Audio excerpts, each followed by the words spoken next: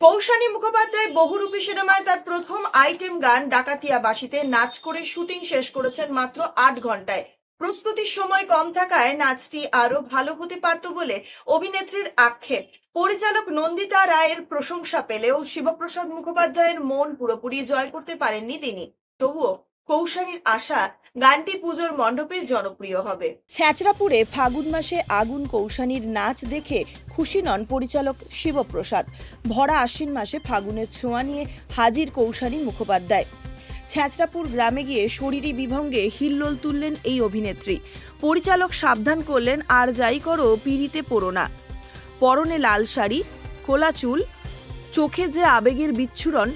ভরা মেলায় নৃত্যশিল্পীর সঙ্গে পা মেলাচ্ছেন অভিনেত্রী। ঝিমলি রূপে জীবনের প্রথম আইটেম নাচ কৌশানীর। প্রস্তুতির সময়ে যে খুব সময় পেয়েছেন তেমন কিন্তু নয়, মাত্র ৮ ঘন্টায় গোটা গানের শুটিং সেরেছেন। তবু সন্তুষ্ট নন শিবপ্রসাদ মুখোপাধ্যায়। এবছরের পুজোয় উইন্ডোজ প্রযোজনা সংস্থার উপহার বহুরূপী। ৯০-এর দশকের ব্যাংক ডাকাতি ছবির প্রেক্ষাপট, যাকে ঘিরে গল্প, সেই অপরাধীর ভূমিকায় শিবপ্রসাদ। তার বিপরীতে কৌশানী মুখোপাধ্যায়। গত শুক্রবার প্রকাশ্যে এসেছে ছবির প্রথম গান শিমুল পলাশ। এবার প্রকাশ্যে এলো দ্বিতীয় গান ডাকাতিয়া বাঁশি। এই গানের মাধ্যমেই প্রথমবার আইটেম গানে পা মেলাবেন কৌশানী। এই ছবির প্রচার ঝলকেই নজর কাড়েন কৌশানী। একেবারে গ্রাম্য মেহের চেহারা, সারল্যে ভরা, শুধু তার মধ্যে রয়েছে বিচক্ষণতা।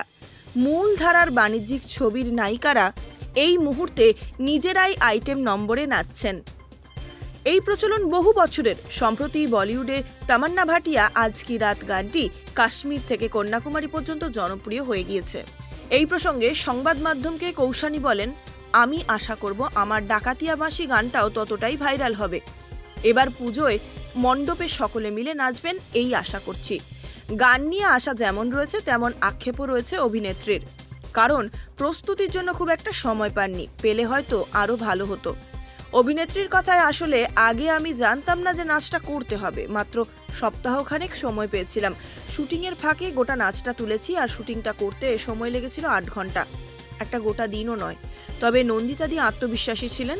তিনি যেভাবে চেয়েছিলেন সেভাবেই দেখানো হয়েছে ঝিমলিকে। এক পরিচালকের প্রশংসা পেলেও ছবির অন্য পরিচালক শিবপ্রসাদের মন পাওয়া অত সহজ না বলেই জানালেন নায়িকা।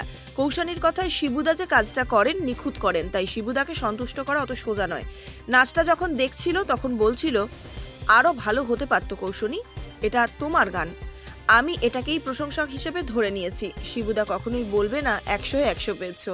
যে কোনো খবরের জন্য যোগাযোগ করুন 7099017330 এবং 7099017110 নম্বরে।